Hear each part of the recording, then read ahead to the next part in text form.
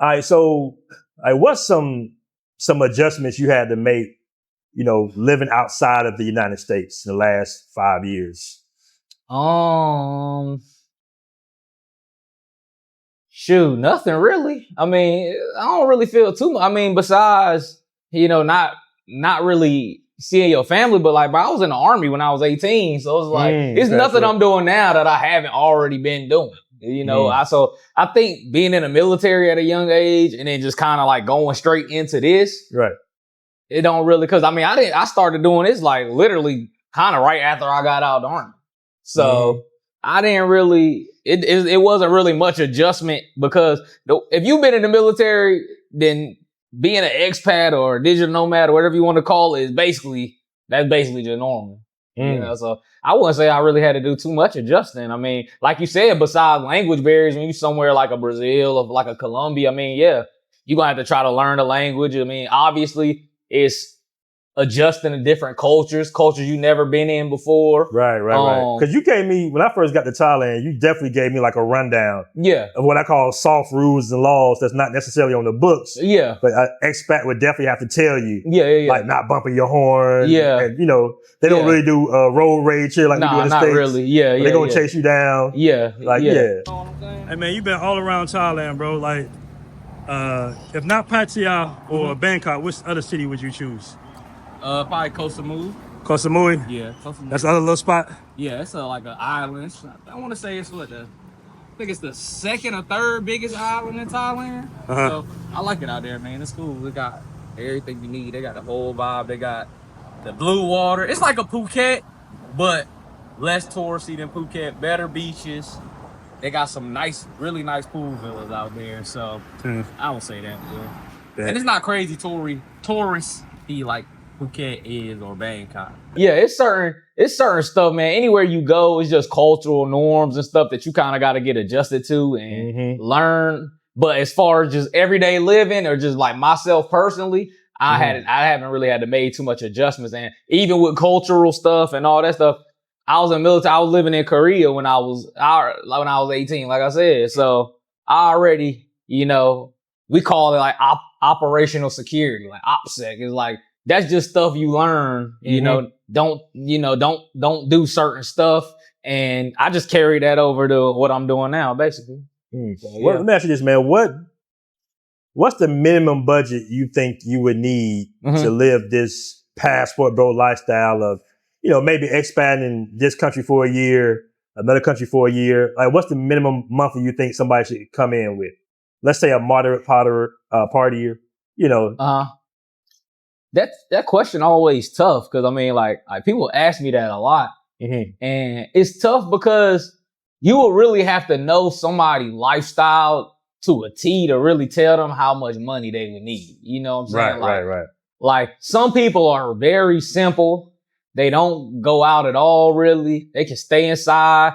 They just watch their TV, do their work, and might want to eat local food and all that stuff. And they might only need this amount, but then this person might go out more, want to travel a little bit more. And then they expense is going to be a lot more. So it's kind of tough to say. I mean, I would say I'll probably give a range of like 1,500 to plus. It's hard to say. Right. It's hard to say. 1,500 plus maybe. I mean, I say just to be safe for anybody, I say if you making like 3,000, if you making 3,000, 4,000 a month, you can really basically just do whatever you want for the most part. Like I say that actually puts you like in the wealthiest percentage in the world. That's what I'm saying. Yeah. So if you got $3,000 to $4,000 a month, I say you good anywhere you go.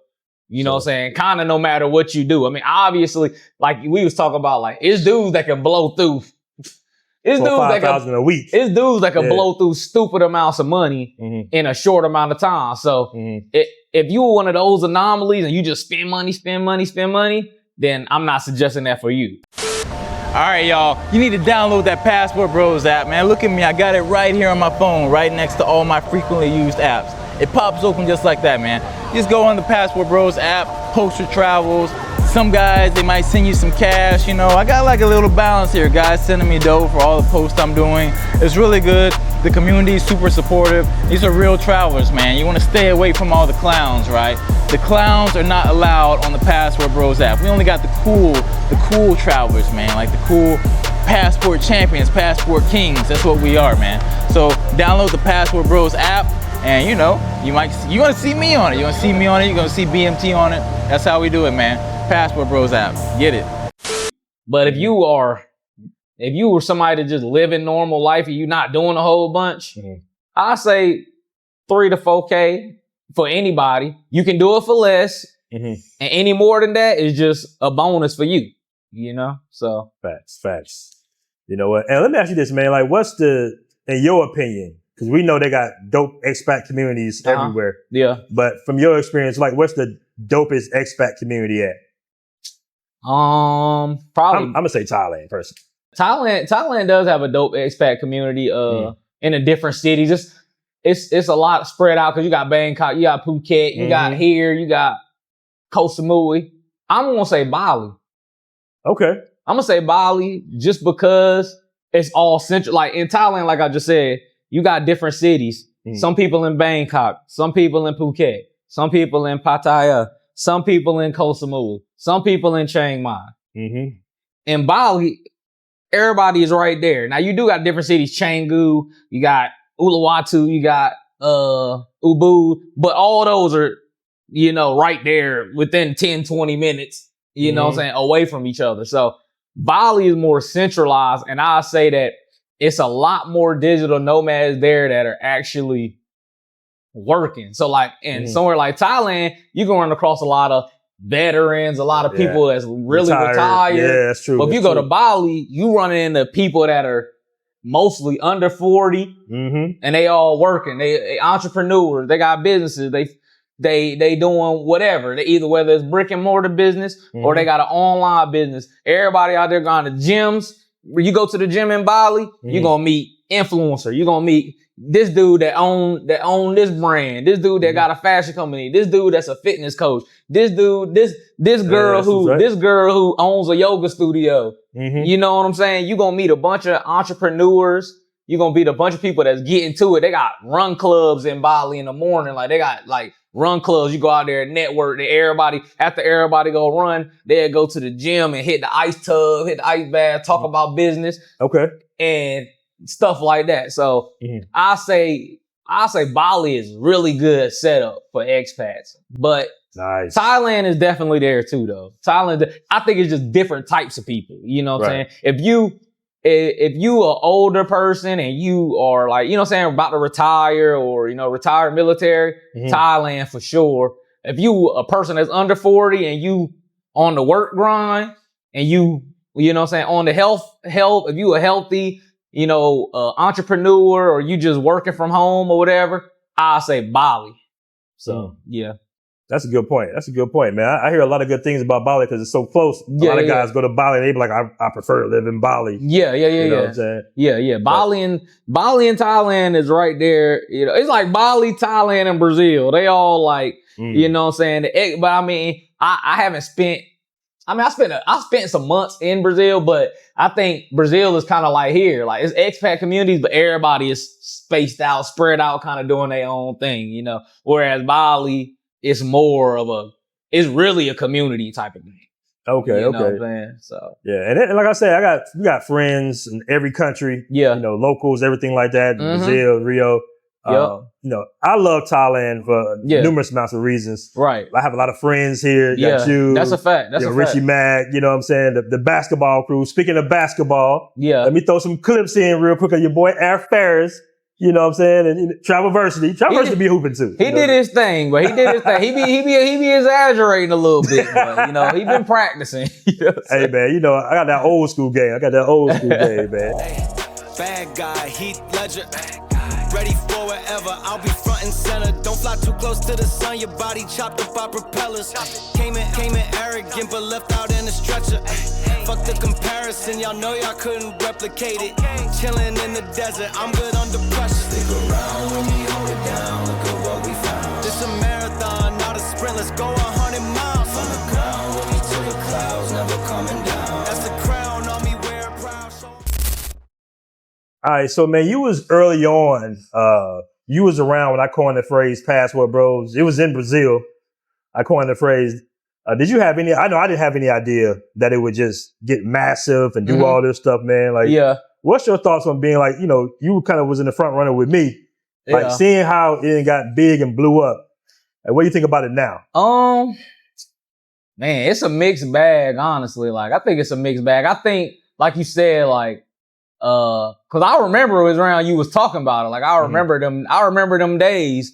I think it's a mixed bag because it's like it got crazy big with a bunch of the stuff that happened and all that. But then at the same time, it's like I feel like sometimes, when you do stuff and it get bigger than you, like it becomes bigger than you. It's like I think that's kind of what happened. And I think it's one of them things where a lot of the people that came in later to it, or a lot of the narrative that was put onto it later, kind of put a bad taste in the air for other people when that wasn't what it initially was, intended for it to be.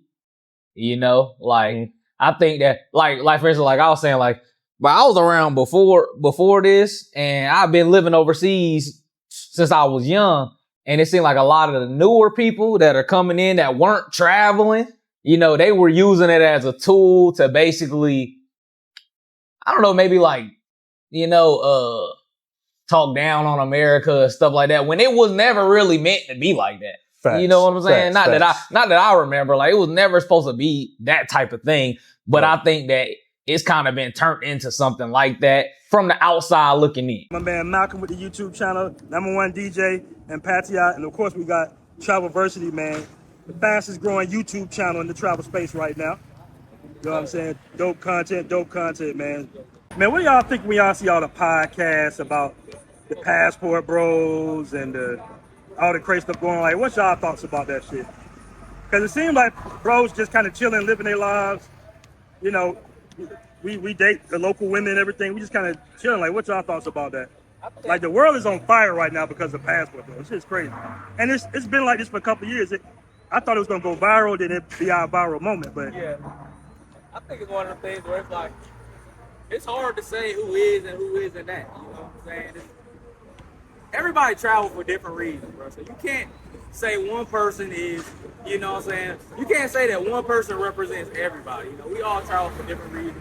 Everybody been traveling for different amounts of time. So you can't really dignify people. But I will say that it's hard when you have something that's like considered a group, because when you have a group, it's easy to get bundled in with a bunch of other people. But I think it's mostly people that's not even traveling for real that are on the internet doing all this talking. The people that are actually traveling and living, we just chilling. We ain't even think about all that other stuff, really.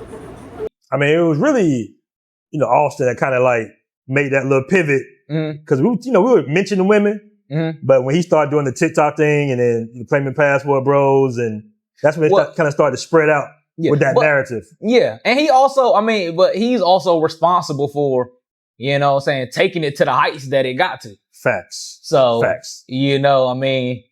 he was just speaking. He was just speaking. He was just speaking how he felt. At the end of the day, that's how he felt. That's how he felt. But at the same time, it was never meant to be about women. It never really had nothing to do with women. Like as when you're a single male, anywhere you move to, women is gonna be on your mind. Like I lived in LA, I lived in Atlanta, I lived in Hawaii. Like I done lived in a lot of places. It's like if you a single male, even if you move into the next city, you think about what the women look like or how. So it's not necessarily, you traveling all the way over there because you looking for. Well, it's like if you a man and you not married and you single, you out here doing your thing, women gonna play some sort of factor into wherever you go, in domestic, abroad, wherever. But that wasn't the initial intention of it. You know what I'm saying? As far as me watching you, because you the one that came up with it. So from what I looked at, visualizing you do it, it never seemed like that was really what it was. Women are everywhere, but and these influencers were much bigger than me. Yeah. You know what I'm saying? Well, they went viral But so that became the narrative. But that's what I'm saying. Yeah. It gets bigger than you. Even like a lot of the younger people coming in, cause like you wasn't on TikTok and all that stuff doing it. Facts. You know, so when you got certain types of people on the forefront on these apps like TikTok and where they getting all these millions of views, then yeah, it's gonna put a certain stigma onto it from other people, cause they just seeing this random dude that got millions of views on his TikTok, and you know he basically using it as a tool to downplay home. So you know it makes it look like that's everybody. And at the end of the day, man, everybody travels for different reasons, bro. Everybody wants to live overseas for different reasons. Like if your reason is for women, then hey, you know what I'm saying? It is what it is. That's facts. I think it was originally, though, it was more about just a better quality of life for cheaper. It's a better quality of life without having to spend so much money. You know, that's the number one thing about traveling and living abroad that I think that's more important than anything. Like I care more about finances than women. I'm gonna just be honest. Like, it's like, I love women too. But the finances come first. Yeah. But if finance before romance? Yeah, if everything switched right now and the prices in America turned into the prices of Thailand and it reversed, I'll probably be back home, bro. I ain't gonna lie. Yeah. Just cause I mean, you can't beat the quality of life that you getting for the price in a lot of these other places. That was the main reason that, you know, I seen. That's what we was pumping out. Yeah, like, and that's what it was. Entrepreneurship and, you know, supporting, you know, American-owned businesses overseas going to, you know. But that's boring, though. Right. You know what I'm saying? Like, I think that's what it is. I think people want that drama. Yeah, drama sales. People want drama, and people want to talk about the women. I mean, that makes it more interesting. Like, even with my channel, it's like I understand kind of what people want to see. It's like, you know, when you giving a baby some medicine or a little kid some medicine, it's like you gotta wrap it in some like candy or something. You know what I'm saying? Put the poison in the candy. As they say. So I think it's certain stuff that the algorithm favors. I mean, it helped. You know, a lot of people don't know. You know, when we do videos for different like businesses and stuff like that, it helps them more than it helps us. Oh yeah, for sure. And you know what I'm saying? Sometimes the businesses don't even understand or they don't give back. Sometimes they do. But they don't understand that, bro, this video is going to be here forever. Oh yeah. So off this video, I'll give you an example. Cardell, right? Cardell DR did a video, 60-something, 70-something thousand. You know, there's no money he could, you know what I'm saying, really pay me. You know what I'm saying? Because he's probably going to make 30,000, 40,000 bro in sales. Shout out to my man Cardell. We go on the Maju Bar tonight, and the owners from Maju Bar, that's here in Pattaya, Thailand, they told me that it's people still coming in there looking for me from a video I made 2 years ago. Facts. So, like you said, it's no really amount that you can put on it because it's people always, this stuff is always going to be seen. So people you can't even quantify how many people you actually sent there because it's just people coming in over time.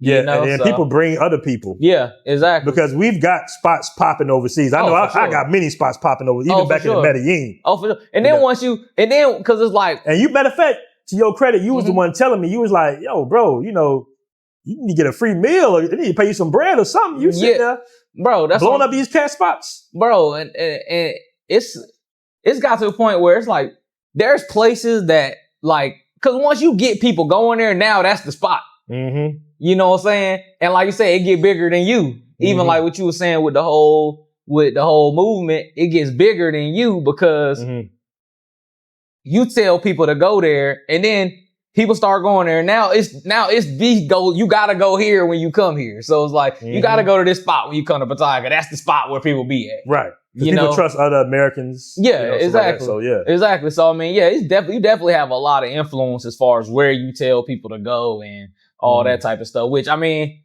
it's cool to me. Like I don't necessarily do it for money, but like I said, like I was telling you, like sometimes you do want to get something out of it. You know what I'm saying? Yeah. Like you look out for the content creators, people. You know it's like you got everybody in somebody's spot, but you still buying all your own drinks. You know what I'm saying? But it is what it is. I mean, because at the end of the day, you do it because you want to help, not necessarily because I want to get something out of it, but it would be nice, you know, but. Yeah.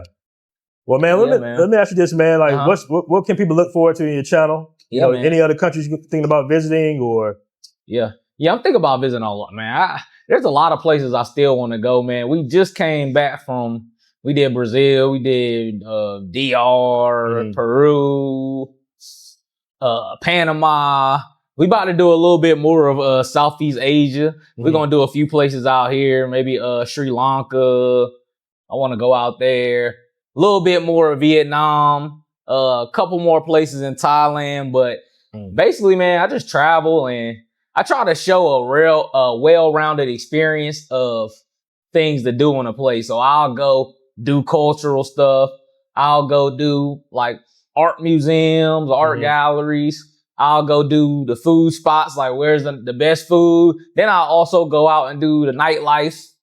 So I try to hit things for everybody, because not only I'm just into a bunch of different stuff, but I also know that everybody is different. So every traveler is not the same. Some people aren't into partying, but they might like to go to a nice museum, or some people might want to see what the nightlife is like. Some people are foodies. They want to see, what's the best foods, and some people want to know the tourist stuff. So I basically try to hit the main things that you should do if you go into a certain place. So that's basically what I do on my channel for the most part.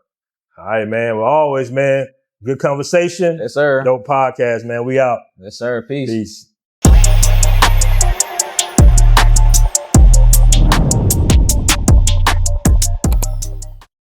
As you can see, I'm repping that BMT. No matter where I go, no matter where I be.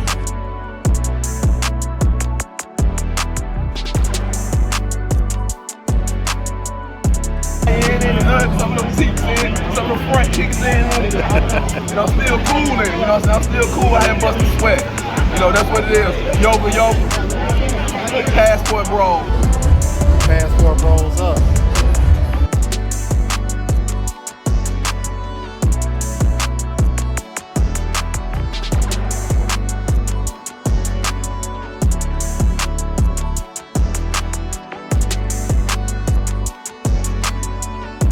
University in the building. Shout out to my boy BMT, man. Yeah, go cop the new merch.